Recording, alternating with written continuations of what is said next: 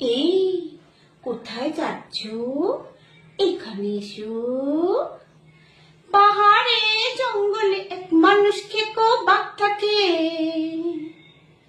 মানুষের পোশাক পরে ডোরা ডোরা দাগ থাকে। এই বাঘ ডাকলে পরে মুখ যেতে পেয়ে যায়। পুরুষ মানুষ খায় না এবং মেয়ে মানুষ খায়, শুধু মেয়ে মানুষ খায়। ও পাহাড়ে জঙ্গলে এক মানুষ খেকো বাঘ থাকে।